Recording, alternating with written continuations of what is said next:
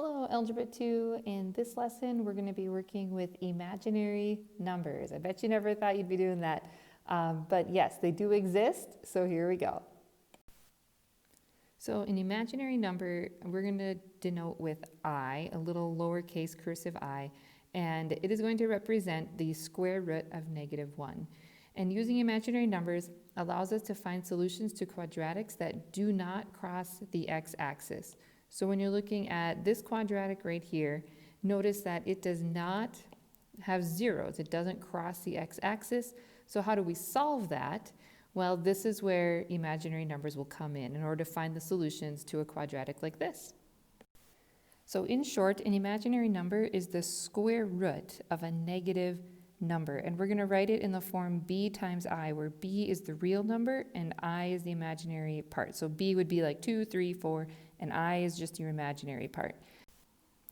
So if we zoom in on what we're doing here, -1 is going to be equal to I, and that's really kind of the most important piece here.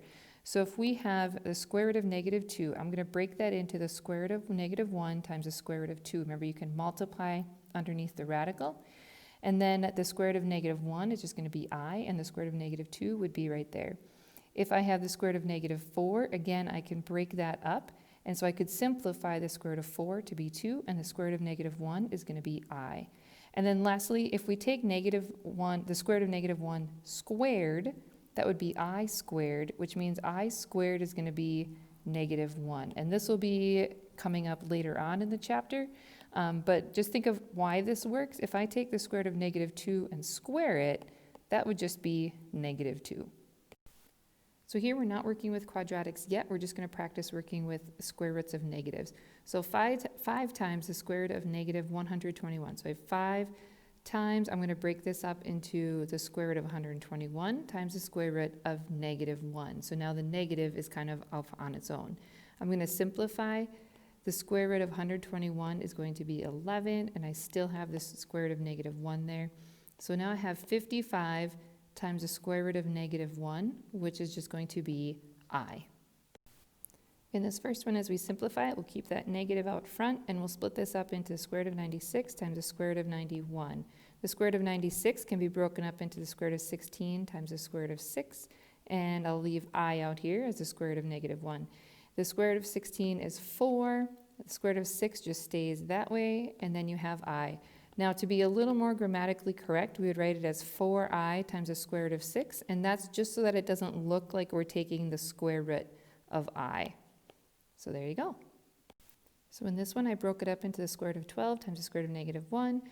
12 can be broken up into 4 times 3, so I did that right there. The square root of 4 is 2, the square root of 3 just stays that way, and the square root of -1 is I. And so to rewrite this the most grammatically correct way, there you go.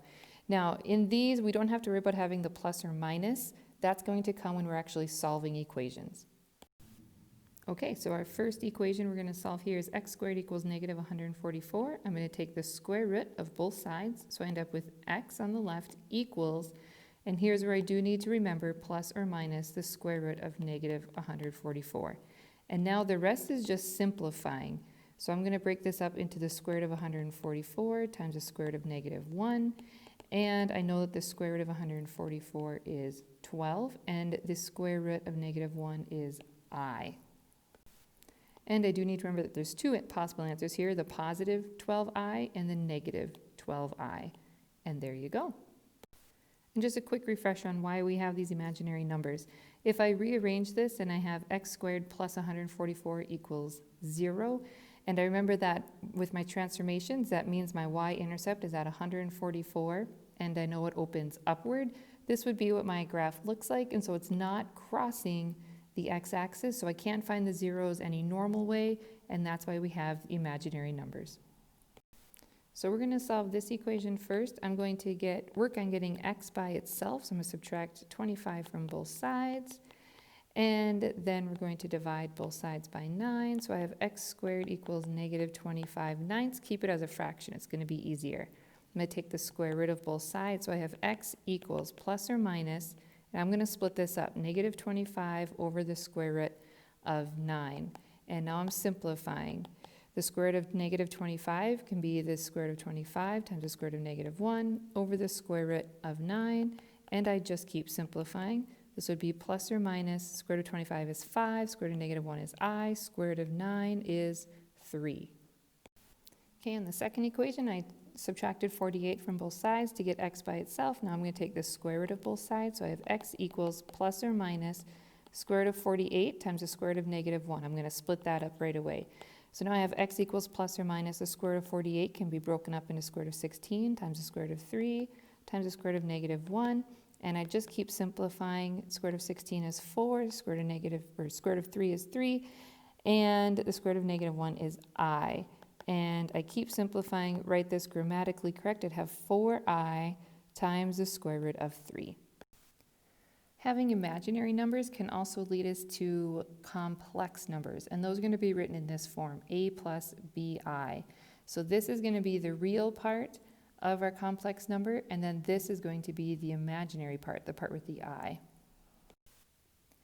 When we're finding zeros of functions that we know are going to be imaginary numbers or imaginary solutions, we can use completing the square. So I rewrote this function equal to 0, then I subtracted 26 from both sides, and now I'm thinking about what do I need to put in parentheses to get my 10x in the middle. So I see that that's going to be x plus 5.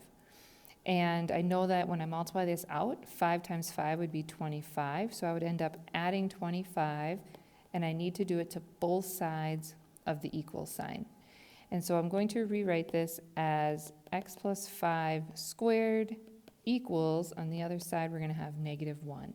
And I'm going to take the square root of both sides. So on the left, I just have x plus 5. On the right, I have plus or minus the square root of negative 1. And I'm going to subtract 5 from both sides to get my x by itself. So I end up with x equals negative 5 plus or minus the square root of negative 1. So we end up with x equals negative 5 plus or minus I. And that's just one I, kind of like having a variable right there of 1. Okay, in this one, again, we're going to use completing the square. So I've subtracted 12 from both sides. So I have x squared plus 4x equals negative 12. Then in green, I'm deciding what would go in my parentheses. And I know that when I multiply this out, I would have 2 times 2 was equal to 4. I'm going to add that to both sides. So now I'm going to rewrite this as x plus 2 squared equals negative 8. I'm going to take the square root of both sides. I end up with x plus 2 equals plus or minus the square root of negative 8. And I'm going to subtract 2 from both sides. So I have x equals negative 2 plus or minus the square root of negative 8. And now I'm just simplifying. X equals negative 2 plus or minus the square root of 4 times the square root of 2 times the square root of negative 1. So that broke down negative 8. And I keep simplifying. And square root of 4 is 2, square root of 2 is just 2, square root of 2, and the square root of negative 1 is I. And to properly rewrite this, I would have x equals negative 2 plus or minus 2i times the square root of 2. Now when you're looking at this, all of this is stuff that you have already done using completing the square. The new stuff with imaginary numbers just comes at the bottom here as you're simplifying your answer.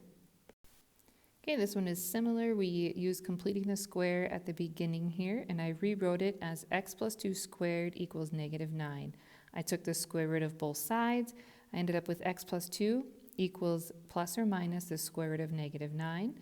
Subtracted 2 from each side to get x by itself. So I have x equals negative 2 plus or minus, and I broke negative 9 into the square root of 9 times the square root of negative 1. And I'm simplifying. X equals negative 2 plus or minus 3, that's the square root of 9, times I, that's the square root of negative 1. The last new thing in this lesson is the idea of the complex conjugate of any complex number. So if we have a complex number a plus bi, the complex conjugate is a minus bi. So in a here, if the number is 8 plus 5i, the complex conjugate is just going to be 8 minus 5i. In B, if the number is 6i, the complex conjugate is going to be negative 6i. And in C, I would rewrite this first as 3 plus I, because we always want the imaginary part second. So my complex conjugate would be 3 minus I. All right, Algebra 2, nice job working through this. Make sure you put your questions here at the end of the video and let me know in class what you need help with. Take care.